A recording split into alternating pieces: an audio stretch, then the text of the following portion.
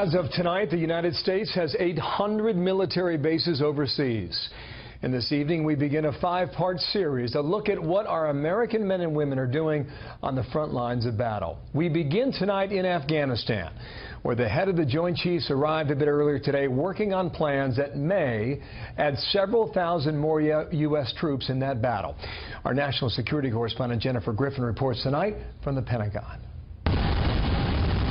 When the U.S. and its NATO allies invaded Afghanistan after 9/11, the war was supposed to be lightning fast, led by U.S. Special Forces and Marine units hoping to kill bin Laden and overthrow the Taliban, who had given al-Qaeda a safe haven from which to attack the United States. 16 years later, with no end in sight, the Pentagon, and now a third U.S. president, is planning to send more troops to Afghanistan after President Obama failed to end what has now surpassed Vietnam as America's longest war. Chairman of the Joint Chiefs, General Joe Dunford, landed in Kabul this morning to assess whether to commit up to 5,000 more troops in the coming months. The head of the Marine Corps, General Robert Neller, visited Helmand Province to make his assessment last week. U.S. Marines pulled out of Helmand in 2014. The U.S. currently has 8,400 troops serving in Afghanistan, a far cry from the 100,000 at its height in 2009, when President Obama was convinced by his military commanders to surge 30,000 more forces into what had been dubbed the Forgotten War, after resources and attention had been diverted to Iraq. Defense Secretary Jim Mattis offered this frank assessment of the war in recent testimony on Capitol Hill. We're not winning in Afghanistan right now, and we will correct this as soon as possible. Mattis said he will present a new plan for Afghanistan and the region in mid-July. His predecessor had the following warning. You have to worry about this safe haven in Pakistan, in which terrorists go back and forth across the border at will and are able to attack in Afghanistan and then retreat back to Pakistan. That has to end. That has to be stopped. In February, the top U.S. commander in Afghanistan told Congress he needed a few thousand more troops after then-President Obama ordered roughly 1,500 U.S. troops out of Afghanistan at the end of December in an effort to end the war. We skipped the step where you're supposed to be able to have a few dozen teams of advisors out in the field with key Afghan units to help them improve, to call in airstrikes and so forth. And so in a sense, what I see this decision by President Trump as potentially doing is repairing one of the holes in the Obama strategy. Officials say the new strategy in Afghanistan will look like the current fight against ISIS in Iraq and Syria. More troops closer to the fight to call in airstrikes and embed them with local fighters. But this new plan carries risk. Earlier this month, 3 U.S. soldiers were killed by an Afghan soldier in what the military calls an insider attack. 7 other American soldiers were shot and wounded in a similar incident a week later. More than 2,300 American troops have been killed in Afghanistan, 17,000 wounded. After multiple strategy reviews, there are still issues that after years of war have not been addressed. For instance, what to do about the ongoing threat from Afghan troops who have turned their weapons on American troops with alarming regularity. Well, Bill? As we introduced your piece a moment ago, we reported the U.S. now has 800 military bases overseas. You hear that number, it sounds surprising, no doubt, Jennifer. Absolutely, Bill. I've been here for 10 years covering the Pentagon beat, and even I was surprised to hear that the U.S. military has 800 bases, military bases overseas. The Marines are about to set up another base back in Helmand Province, where they left just 3 years ago. I talked to one service member who has served multiple tours in Afghanistan, and he said that it's not just that they keep moving the goalposts on us. They've removed the goalposts and given us the ball and told us to keep running. And that's how many feel in terms of this return to Afghanistan of these thousands of troops who might be deployed in the coming months. 16 years on. Jennifer Griffin, thank you, reporting from the Pentagon. This evening, we continue our On the Frontline series by checking in on U.S. forces fighting in Iraq, still fighting a war there that then President Obama said was over 6 years ago. Here's national security correspondent Jennifer Griffin on that tonight. August 8, 2014, the U.S. launches the first airstrikes against ISIS in Iraq from the USS George H.W. Bush. 2.5 years earlier, President Obama had pulled all U.S. forces out of the country, declaring the war over. Then Defense Secretary Leon Panetta was there as the American flag lowered. Kind of hope that all of this has not been in vain. He was uncomfortable with the move then and doesn't want to repeat the same mistake twice. I think the United States is going to have a long-term presence both in Iraq and Afghanistan if we're to maintain stability there. The U.S. effort in Iraq dates to 1991, the first Gulf War. The U.S. Air Force has had a near-constant presence in the skies above Iraq ever since. American and coalition forces are in the early stages of military operations. March 20th, 2003, President George W. Bush announces the start of the war. U.S. shock and awe begins, and more than 90,000 U.S. troops set off on their thunder run to Baghdad. Saddam Hussein was found, tried, and later hanged. The war devolved into a civil war between Sunnis, Shias, and Kurds. President Bush ordered the surge of 30,000 U.S. forces. American troop levels rose to 166,000 at its peak. The leader of today's ISIS movement, Abu Bakr al-Baghdadi, had been jailed by U.S. and Iraqi forces during those surge years. He launched his self-proclaimed caliphate in Mosul on July 4th, 2014, less than 3 years after the U.S. troops pulled out. When there's an absence of forces, that provides a vacuum and others can go in there. Now the U.S. has deployed about 5,000 American troops on the ground in Iraq, advising Iraqi forces and calling in airstrikes. Another 1,000 U.S. troops are doing the same in neighboring Syria. Defense Secretary Jim Mattis says the plan is to surround ISIS. We carry out the annihilation campaign so we don't simply transplant this problem from one location to another. Nearly 4,500 U.S. troops were killed in Iraq from 2003 to 2011. More than 30,000 were wounded. Right now, the USS George H.W. Bush, the same aircraft carrier strike group that launched the first strikes against ISIS, is poised in the Mediterranean to respond should the president order another strike, should Assad use chemical weapons again. Bill? Jennifer Griffin from the Pentagon. Thank you, Jennifer. Also this evening, we continue our series on American troops on the front lines. National security correspondent Jennifer Griffin looks at a red-hot region and the U.S. presence on the Korean Peninsula. Just today, the North is vowing to execute the former president of South Korea, and it's that kind of rhetoric in the North's growing nuclear program that makes this small stretch of land perhaps the most dangerous in the world for many, including the United States military. For the first time in decades, 2 U.S. aircraft carrier strike groups were deployed off the coast of Korea to send a message to Kim Jong-un, a sign the U.S. is losing patience with North Korea. The threat is much more immediate now. National Security Advisor H.R. McMaster said today the U.S. would not repeat past mistakes, negotiating before North Korea gives up its nuclear weapons. The president has directed us to not do that and to prepare a range of options, including a military option, which nobody wants to take. In 2006, North Korea carried out its first nuclear test. Under President Obama, it carried out 4 more. And then there are the ballistic missile tests.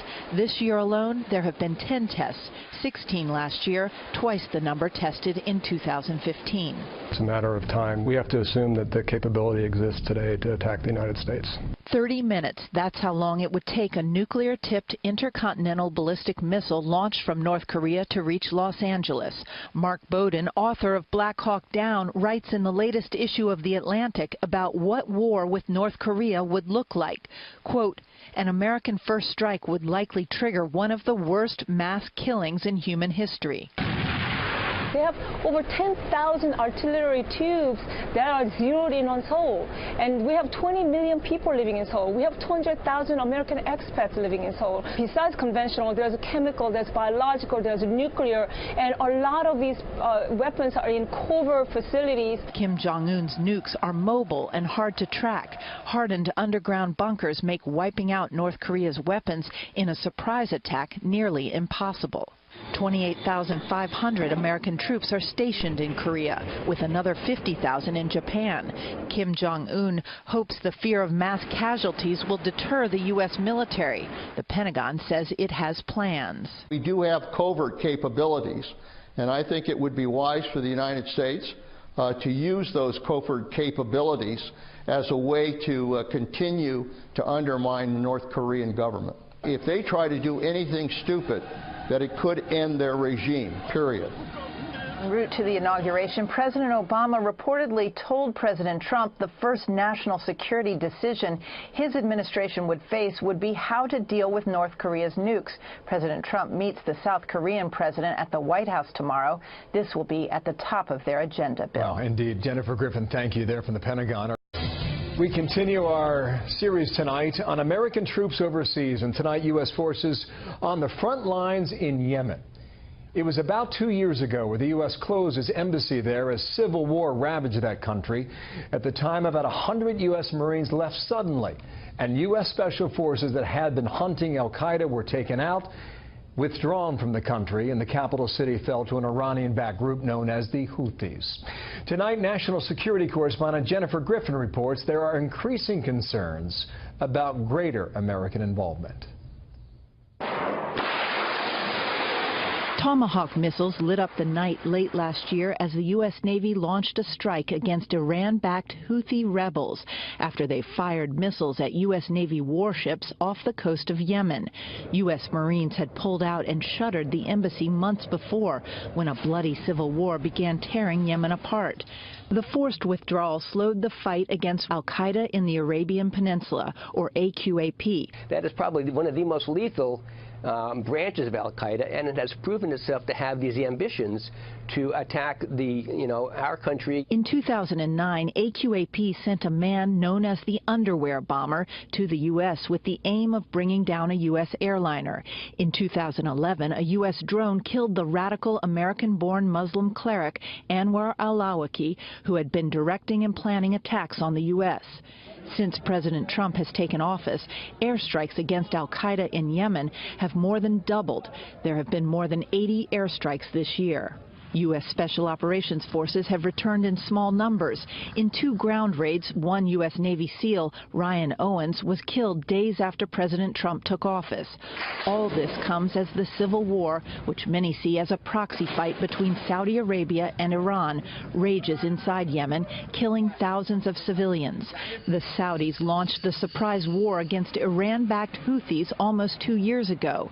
The Saudi and Emirati coalition has been accused of carpet bombing residential areas and war crimes. U.S. warplanes refuel Saudi jets.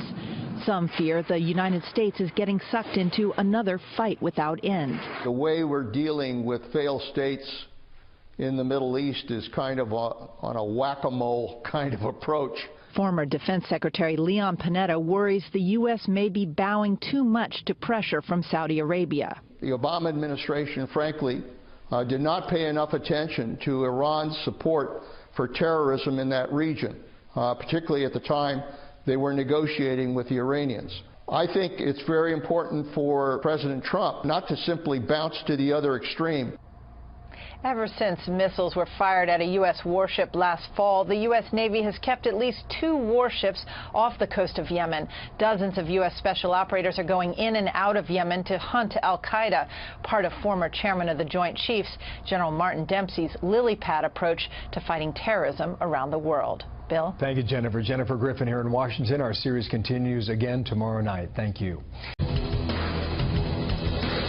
Tonight we conclude our week-long series focusing on American troops on the front lines overseas. Remember, the U.S. military is operating hundreds of bases around the world.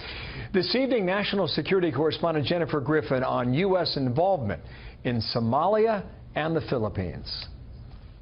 6 weeks after hundreds of ISIS fighters seized the southern town of Marawi, taking Roman Catholic priests and others hostage, fighting still rages with the Philippine army. President Rodrigo Duterte sent the military in and declared martial law, he says, in an effort to weed out the extremists. American special forces are now advising on the ground, and U.S. aircraft fly overhead. ISIS is trying to gain a foothold in the Indo-Asia Pacific, and I think it behooves all free nations to take a stand and play a part in defeating ISIS. The U.S. pulled its forces out of southern Philippines in 2015, a hotbed of Islamic extremism, after U.S. Green Berets, Navy SEALs, and the Philippine military crushed Abu Sayyaf, the local al-Qaeda branch. The rise of ISIS in Southeast Asia and Africa has coincided with its losses in Syria and Iraq. Criticism by U.S. officials of President Duterte for human rights abuses last December nearly led him to expel all U.S. troops. So, bye-bye, America. The U.S. currently has 800 military bases overseas. A new book, Base Nation, argues such a large military presence may fuel anti-American sentiment. Quote, I think it's worth thinking for American audiences to think about how it would feel to have foreign troops living next door, occupying your land with tanks. Yet countries keep asking U.S. forces to help. In Somalia, American troops have returned for the first time since pulling out in 1994, after 19 American troops were killed in the battle for Mogadishu. In May, a Navy SEAL was killed fighting alongside Somali forces during an operation against the al-Qaeda affiliate al-Shabaab, which nearly downed a civilian airliner last year and contributed to the DHS ban on laptops on some flights coming to the U.S. Former U.S. Army Ranger Matt Eversman's efforts in Somalia 24 years ago were documented in Black Hawk Down. U.S. forces were ordered to withdraw after the fierce battle, which began on October 3, 1993. For our strategy to change overnight on October 3rd and 4th, that leaves a horrific, horrible, bitter taste in my mouth. It makes the bile in my stomach rise, and you can't help but reasonably ask, why did we do it in the first place? The Pentagon expects to have troops deployed in these trouble spots for decades to come. As Defense Secretary James Mattis has warned, we have seen the results of leaving ungoverned areas too soon. Bill? Good reporting all week. Thank you, Jennifer Griffin here in Washington. If you missed any of her reporting on the front lines this week, you can see them all online at foxnews.com/special report.